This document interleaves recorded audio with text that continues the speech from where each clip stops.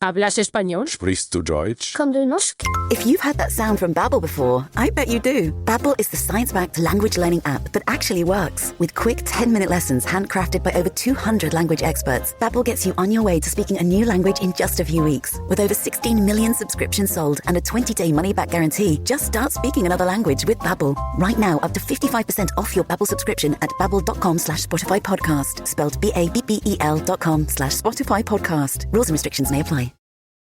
This episode is brought to you by Shopify. Do you have a point of sale system you can trust, or is it a real POS? You need Shopify for retail. From accepting payments to managing inventory, Shopify POS has everything you need to sell in person.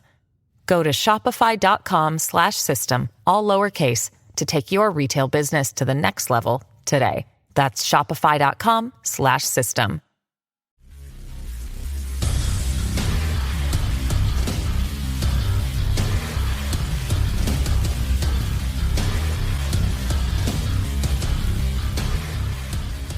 Olá pessoal, bem-vindos a mais um episódio de Crimes. Eu sou a Bruna e este é um mini episódio. Então, o único recadinho que eu tenho é: se você tem uma historinha de 7 além, manda lá pro nosso e-mail, milcrimes@gmail.com, que semana que vem vai ter um episódio super especial, porque é o aniversário do podcast.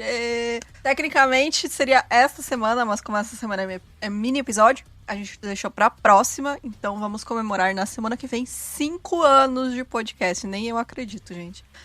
Só tenho a agradecer a todo mundo. E então é isso. Bora para o caso de hoje.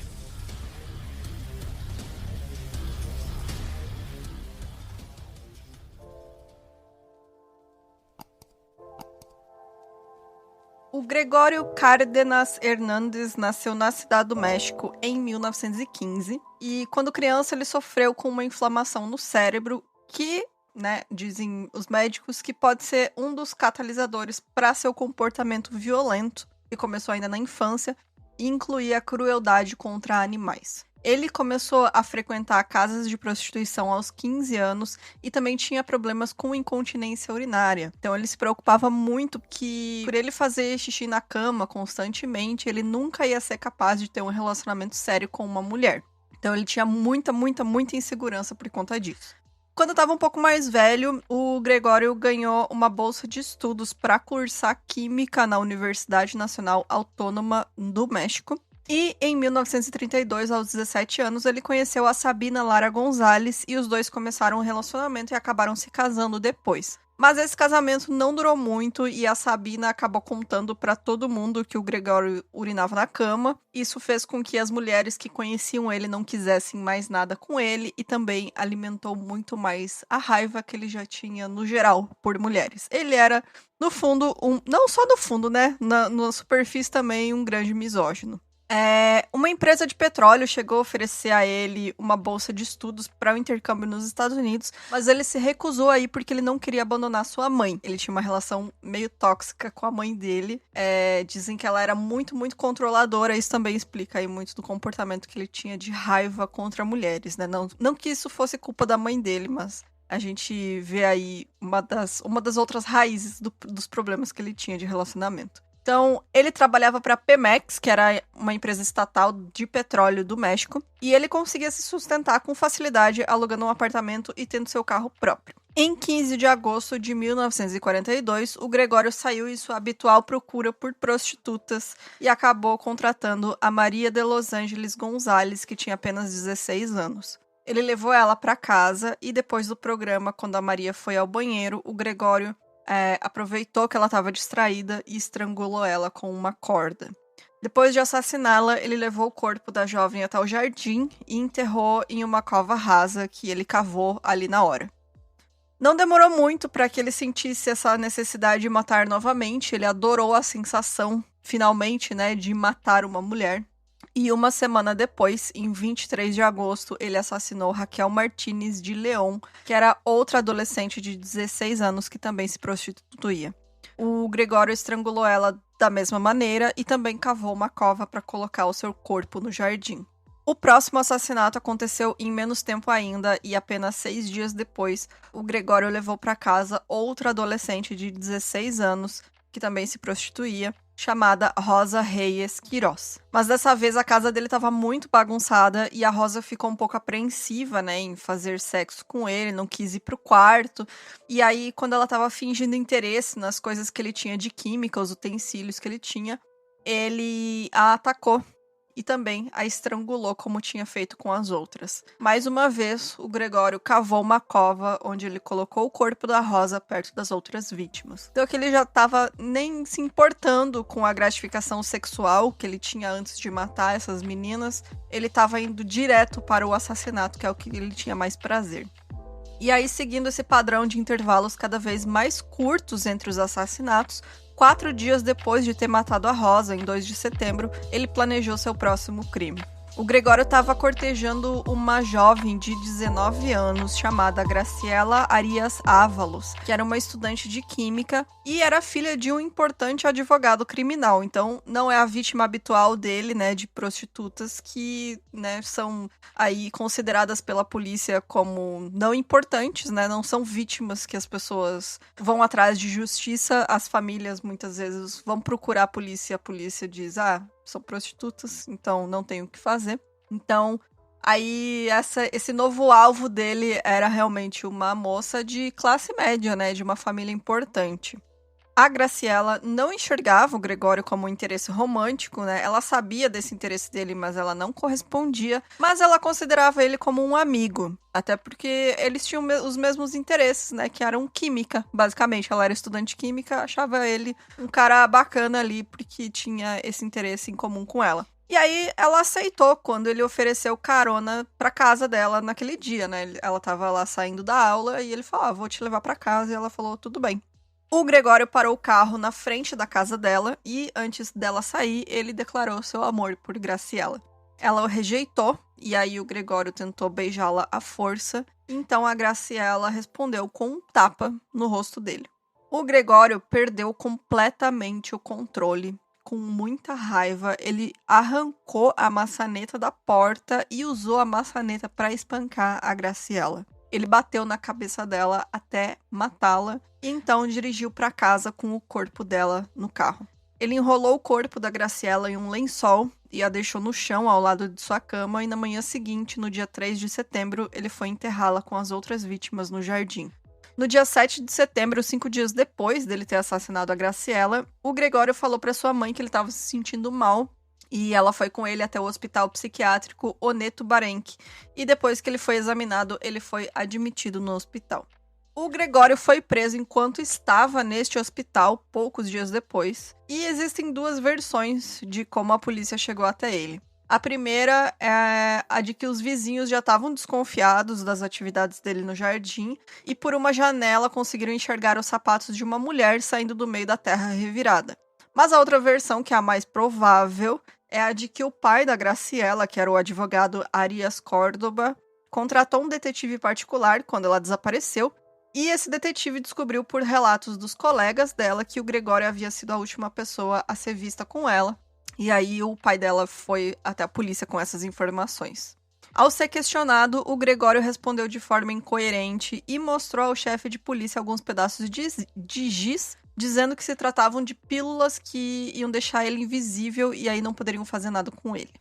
Mas conforme o interrogatório continuou e o policial pressionou o Gregório, ele confessou ter assassinado a Graciela e enterrado seu corpo no jardim de casa. Naquela mesma tarde, ele acompanhou os policiais até o jardim de sua casa, onde eles encontraram não apenas o corpo da Graciela, mas também de suas outras 3 vítimas. Ao ser levado para a delegacia, o Gregório confessou os 4 assassinatos, mas conforme os anos foram passando, ele foi negando que tivesse matado alguém e afirmou não se lembrar de nada. Guardem essa informação aí para vocês, porque mais tarde falarei sobre ela. Mas, né, além dos corpos no jardim, quem mais poderia ter feito isso, né? Os policiais encontraram até mesmo um diário onde o Gregório havia escrito o seguinte, abre aspas, no dia 2 de setembro foi consumada a morte de Gracielita. A culpa é minha, eu a matei. Tive que assumir a responsabilidade que me cabe, assim como a de pessoas que desconheço. Escondi os cadáveres porque em cada caso tive a consciência de ter cometido um crime. Fecha aspas. Aqui temos aí a confissão de que ele sabia exatamente o que ele estava fazendo e que sabia sim que aquilo é errado. Em 13 de setembro, ele foi condenado à prisão e inicialmente detido no Palácio Negro de Lecumberri, na enfermaria psiquiátrica, mas os seus advogados conseguiram transferir ele para o Asilo Geral de Insanos, né, que era o que era chamado na época, de La Castanheda para tratamento, que era um hospital psiquiátrico. Esses tratamentos que eram horrorosos, horríveis, apesar de ele ser um assassino, confesso, ninguém merece passar por esse tipo de coisa, né? Que basicamente a tortura, né, incluíam eletrochoques e injeções de pentotal de sódio para determinar se ele era realmente insano, maluco ou se ele estava apenas fingido. E existem relatos até de que ele tenha passado por uma lobotomia enquanto esteve lá. Pouco depois, quando eles determinaram que ele realmente não tinha nenhum transtorno psiquiátrico, o Gregório foi devolvido à penitenciária de Lecumberri, onde ele permaneceu 4 anos a mais do que deveria cumprir pelos seus crimes, já que a pena máxima naquela época era de 30 anos. Ele ficou conhecido como o Estrangulador de Tacuba. E aí, quando cumpria a sua pena, o Gregório era um preso exemplar. Ele lia poesia, fazia pinturas e começou a estudar direito. Ele chegou a memorizar o Código Penal mexicano e foi ainda na prisão que ele começou a sua carreira na área de direito ao ajudar outros presos a ganhar liberdade por meios legais. Ele fazia os recursos, né, para ajudar essa galera a ganhar liberdade.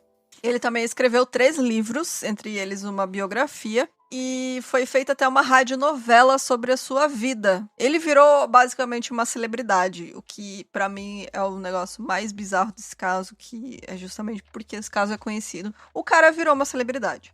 A biografia dele foi usada pelo cineasta Alejandro Jodorowsky como base para o seu filme Santa Sangre. E o Gregório também recebia centenas de cartas de mulheres e chegou a se casar com uma dessas pessoas que mandavam carta para ele e teve 3 filhos com ela. Em 8 de setembro de 76, após uma grande mobilização e muitos pedidos de sua família, o então presidente da República, Luiz Echeverría, lhe concedeu o indulto presidencial e aí ele foi solto depois de 34 anos de encarceramento. Ele, nessa época, já era considerado uma celebridade, não só na prisão, mas em toda a cidade do México. E aí, obteve a liberdade. A gente teve um caso parecido também. Eu não vou lembrar o nome do caso agora, o nome do cara, mas é um europeu, era holandês, se eu não me engano. Não sei da onde, mas que, né, o cara escreveu uns livros aí teve a comoção popular. Pra soltar ele acabou matando mais mulheres.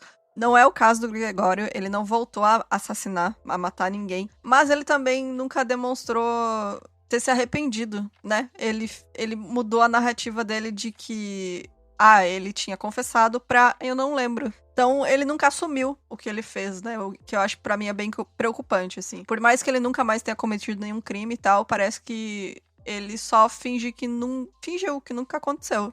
Pra ele, essas vidas não importavam.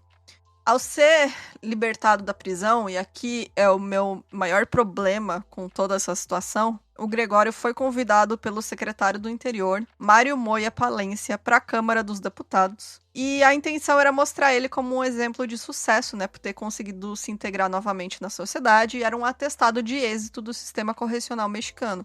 Realmente, ele conseguiu, né, ser reintegrado à sociedade, mas naquele dia, aos 60 anos, o Gregório foi aplaudido de pé pelos deputados presentes. E aqui tá o meu problema, que eu acho que ele não deveria ser aplaudido de pé, sabe? Ele nunca demonstrou ali remorso pelos crimes dele, ele nunca pediu perdão, ele nunca pediu desculpas nem para as famílias das vítimas. Então, ok, ele foi reabilitado dentro da prisão. Que bom, é um cidadão, né, normal da sociedade agora. Mas não faz mais que obrigação, né, minha gente? É aquele ditado, não faz mais que obrigação. Então, acho que ele não deveria ser ovacionado por isso. Então, aqui tá, eu acho que... Eu posso estar errada? Posso, não sei também. Dê aí a opinião de vocês. Mas, depois de solto, o Gregório completou seus estudos em Direito, atuou como advogado até sua morte em 2 de agosto de 99, aos 84 anos. Então, eu acho que, assim, o problema pra mim é essa espetacularização, né? O cara virou uma celebridade. Assassino confesso de 4 mulheres, 4 jovens, né? Assassinatos tão ridículos, tão só por misoginia, por ódio às mulheres. Eu acho que é até por isso que, né, foi aplaudido de pé. Eu acho que se fosse qualquer outro crime aí, qualquer outro assassinato, não sei se seriam tão coniventes aí em dar perdão pra ele, né? Afinal, ele matou 3 prostitutas, 3 adolescentes que se prostituíam. Então, a vida delas não valia tanto assim, né, pra essas pessoas. Então, eu acho muito... sabe, é estranho, assim, não é ok, não é uma situação que eu acho ok, assim, aplaudir esse cara, aplaudir de pé, levar ele, olha só, como aqui, temos aqui estampado na capa, né, fizeram música pra ele virou realmente uma celebridade, é bizarro, gente, a gente já comentou aqui no caso do goleiro Bruno também, a gente acredita sim que pessoas podem ser reabilitadas na prisão, né, ressocialização, mas eu acho que tem que ter esse limite, assim, de... essas pessoas não devem ser celebradas, né? Porque o que elas fizeram, né? Não tem volta você tirar uma vida. Então, é isso. Comentem aí o que vocês acham. Me deixou meio dodói das ideias esse caso, por conta disso. E é isso, gente. Tô de volta na semana que vem. Beijos e apoia a gente aí, quem puder. Quem não puder, divulgue o 1001 Crimes para os seus amiguinhos, para os coleguinhas, para a família, que a gente também agradece demais. Beijos, tchau, tchau.